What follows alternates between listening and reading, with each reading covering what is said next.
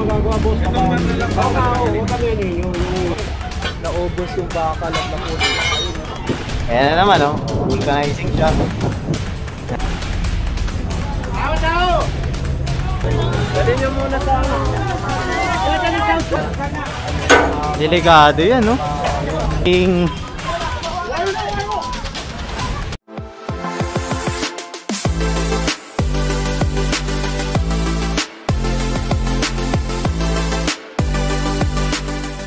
Ito yung clearing natin, kakatapos lang. Ayan. So bumalik na naman. Mga illegal na nakaparada, yung mga obstruct na gamit, naka-obstruct na gamit. Ayan, oh. Bumalik.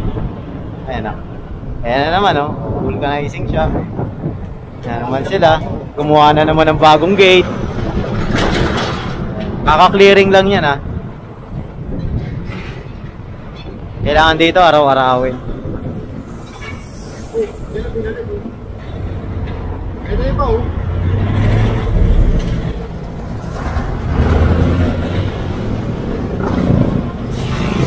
And so mag-start tayo ng clearing operation dito sa Pacheco Street.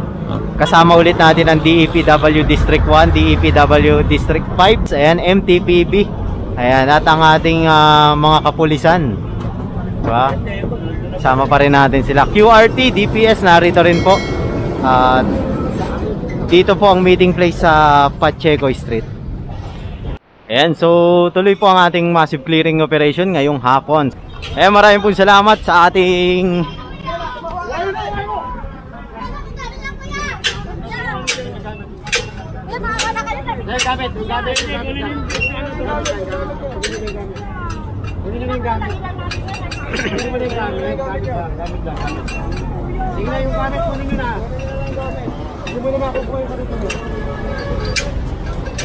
maraming pong salamat sa department head ng DEPW, Engineer Bernard Nadongas, dahil patuloy niya tayong pinaunlakan sa pagsama sa kanyang team about dito sa isinasagawang clearing operation. Ayan. Salamat rin po kay Sir Joseph, ayan, ang engineer din po sa DEPW District 1. Ayan.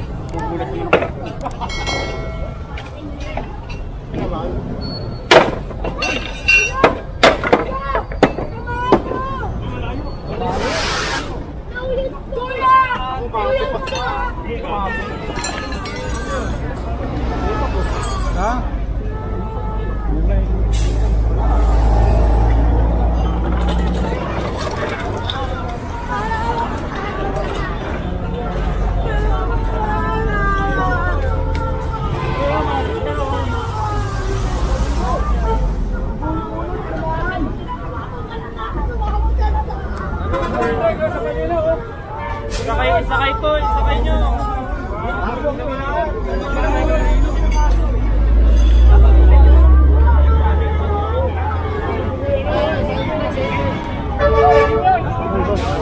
Gusto, saan kayo ngayon?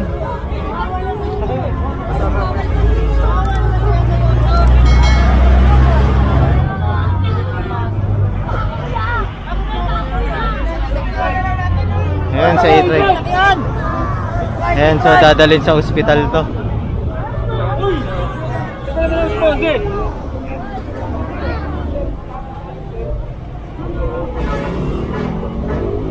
Ready. Ay, pati na! Ay, pati na! Ano, kahoy? Sumalsik yung kahoy, no? Pinalo. Nakahoy pa pag namatay.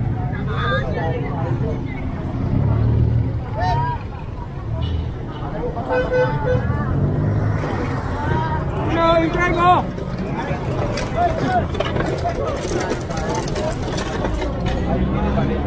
Oh, natamaan.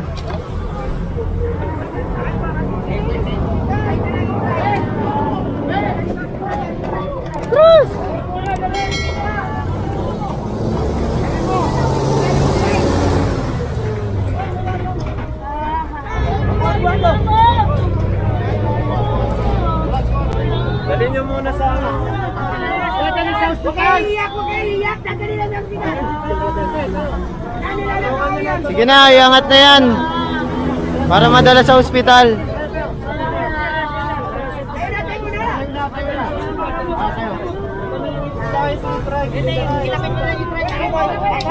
Dahan-dahan lang, dahan-dahan.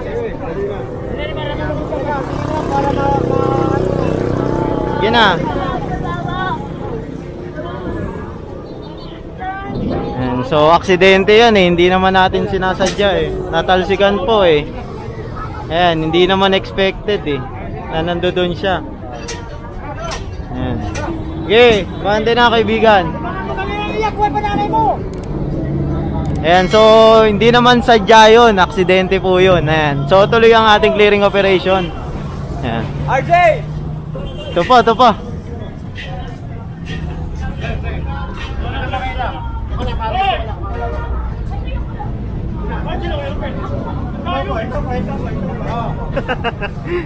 Nahanap ka kuya.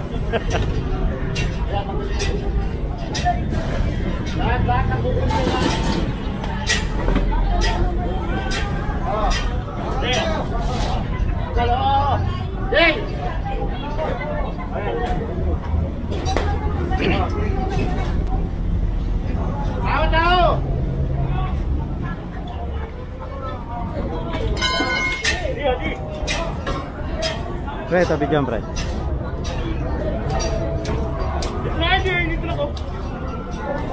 And so, nakita nyo naman yung mga naka-obstruct na gamit dito. Ayan, so, kukonfiscate rin yan ng ating team clearing operation. Kasi kailangan itong buksan yung pinaka-sidewalk para magamit ng publiko. Ayan. Naka-acetylene yan eh. Naka-welding, kailangan palang i-acetylene. Tabi, baka tumalsik yung bakal, oh. Bote, maso, bote. Bote. Basag, oh.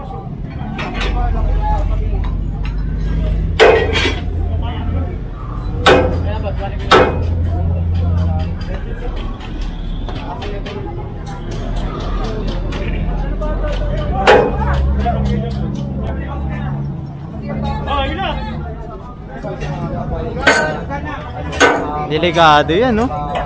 Baka may makakabangga ng tao yun, yung nakauslim bakal. So ito, sinisikwat na yung bakal. Kasi titignan nyo, nakabawa sa lupa. Oo, nakaano eh, welding. Naging issue ito dahil nga nawawala yung mga bakal. Oo, totoo yan, nawawala. So, mapapansin natin ka-size yung nandito. Ayan na.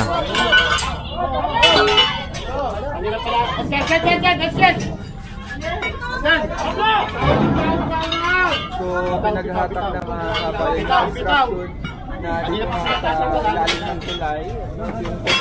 Yung footbridge, naubos yung bakal at napunin na kayo. So, nakita natin na winning-winning at nilalagay. Ayan na. Kasi kanina pa pinatatanggal sa kanila yung mga gamit nila, ayaw nila pansinin. Ayan, tuloy na confiscate po yung mga gamit nila pang vulcanize. Bigat, solid yan eh, oh. Solid eh, oh.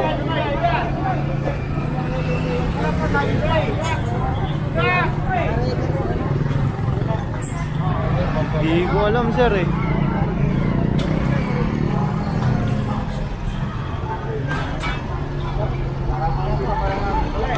And so, diretso tayo.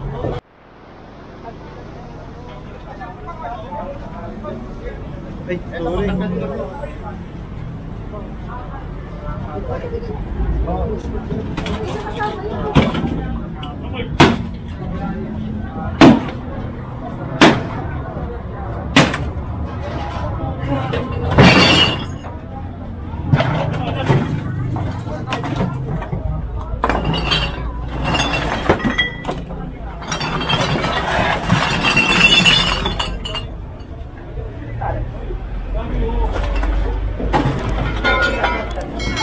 Yan, so pati to kinukuha na rin. Confiscate na rin.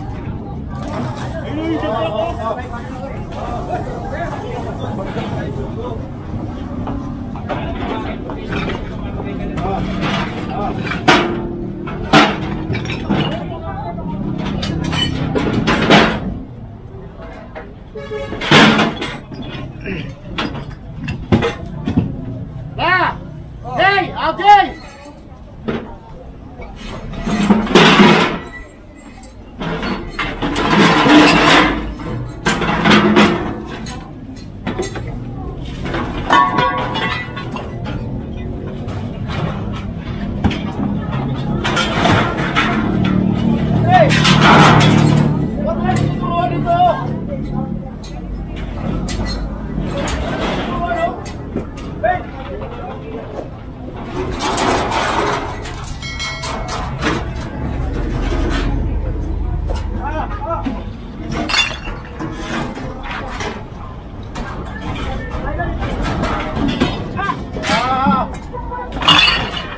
Oo, yan.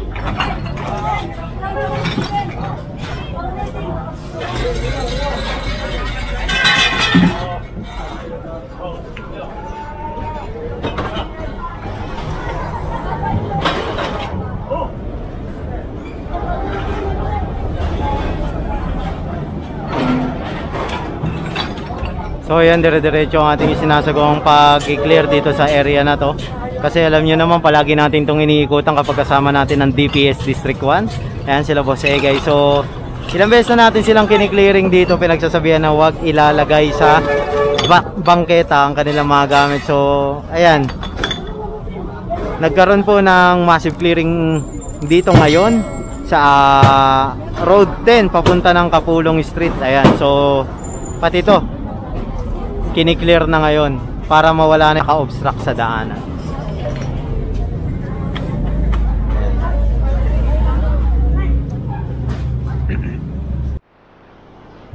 Naka-welding no? Wala, kanina pa ginamit na sila kanina, hindi na tinanggal.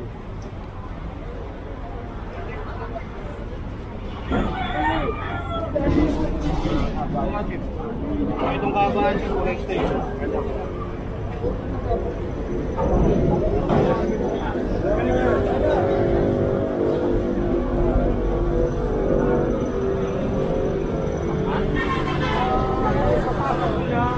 Pasok mo lang para hindi nakaganyan sa taas.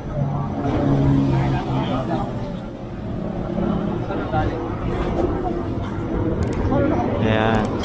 So pinapapasok na lang po ni Engineer na Dongga. Oh, syempre naman para hindi naka-obstruct dito sa bangketa natin at nagagamit pa rin ng publiko. Ayan. So diretso tayo dito. Muulan na po mga kababayan.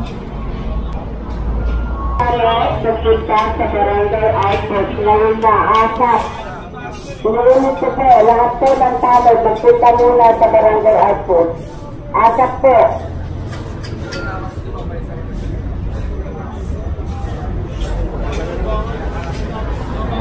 Pinatatanggal na tong lona nila.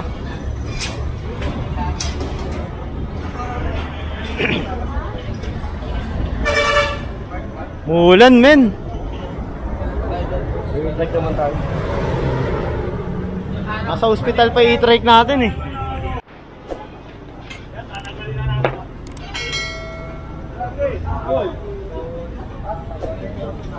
Ayan, so tatanggalin na tong lona.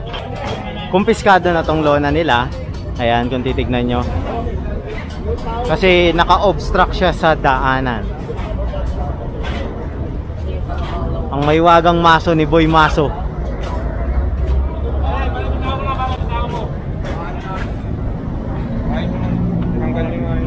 Wala tayong magagawa, boss. Huwag kami ano yun, yung kami nagtatabaw lang. Bakal gugulin namin. Sige na, direksyon na yan.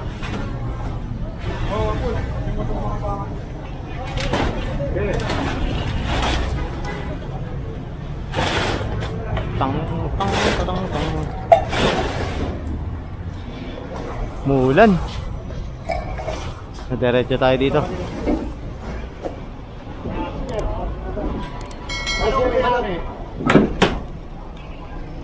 Manok na eh. Patanggal po yung manok. Wala may-ari, sasama namin. Tao po.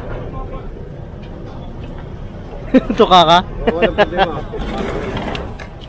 Tanggal. Patanggalin mo. Tanggalin mo yung manok.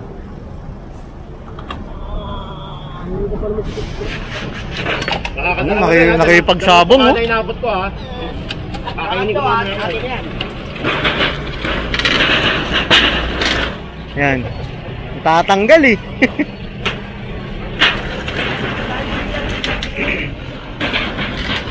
Bulan. Ayan, puno na agad yung truck natin eh oh.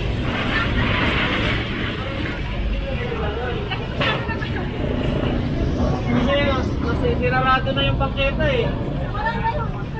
Kasi tingnan nyo yun, naman sarado na. Ito po mo. Hindi, bukas yan. Ma'am, patanggal Bukas natin yan lahat. Ma'am, muna na po kayo ma'am. Muna na po kayo. Teka lang kuya. Wala ko tayo magagawa ma'am eh. Dali lang, wala.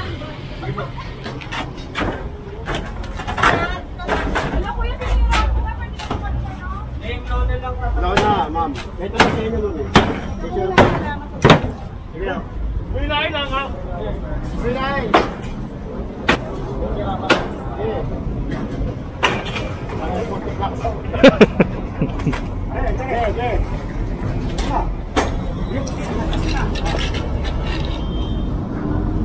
Diretso ang ating clearing operation along Road 10. Ayan, papunta na tayo ngayon ng Herbosa Street. Ayan.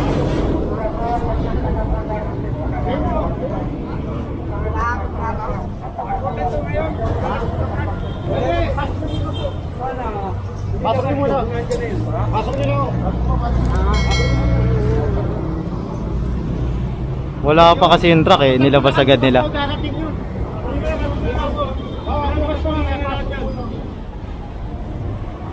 Ayan, so pinapasok na nila ka kuya. Ito. Sabi ko sana, kapatanggal nito. Ayan yung nilagay ng barangay na halaman. Naka-obstruct sa daanan.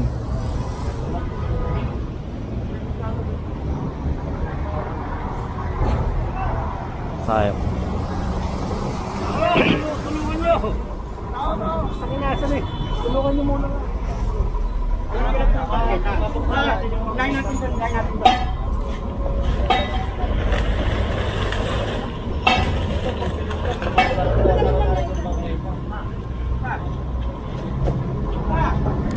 Ang date sheet dapat nakasara ko dito. Kasi tayo nakaharangan nila. Tapos pag binubuksan nyo, hindi ba pwede papasok ang bukas na ito? Nasasaraan nyo na yung bangketa eh.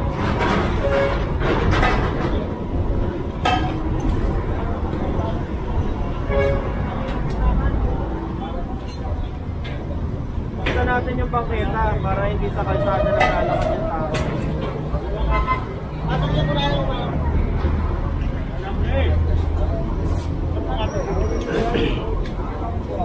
batiyan po. Ang ano talaga natin dito, target natin, kailangan malinis yung bangketa at walang naka-obstruct na kahit anong bagay, 'di ba? Dito sa bangketa.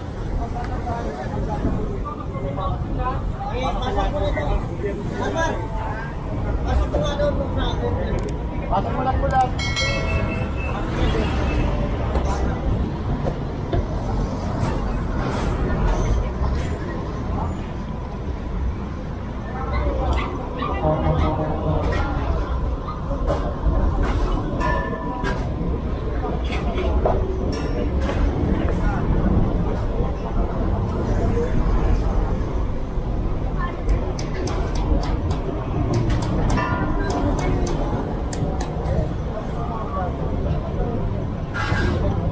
So ginilid na lang po yung mga halaman. Ayan, so diretso tayo dito kay Boy Maso. Ayan, ito pinapasok na rin yung mga sako-sako na naka-obstruct sa daanan.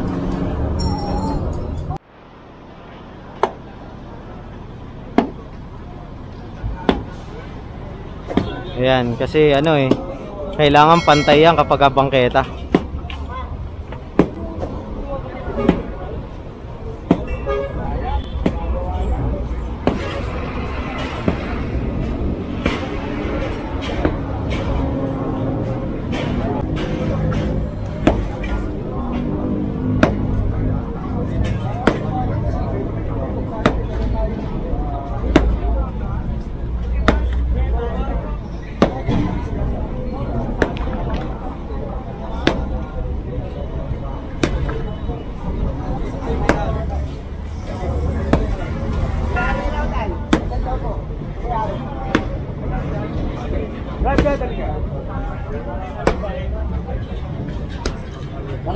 Huwag na kayo maglalagay ng rampa na ganyan. Bawal yun eh. Kailangan yung sadok. Pantay-pantay. Yung ano, tungin nyo na lang to ha. Pagka hindi nyo na ba? Sino ba nag-chairman nyo rito? Paano? Yung chairman nyo matidimanda. Papailan na show ko sa order. Papailan pala ng show cause order to. kapag may nahuling naka-obstruct sa bangketa o kalsada. Ayan, yung chairman ang madidemanda. Ayan, para sa mga barangay chairman natin, ha. Ayan, kagaya ng sinabi ni Engineer Bulanon kanina. Ayan, DILG po ang magpapile ng case sa mga chairman na hindi nagpapatupad ng city ordinance natin, at yung galing sa DILG na kailangan mag-conduct ng clearing operation para buksan ang bangketa sa mga tao. Ayan. Ayan, diretso tayo kahit umuulan.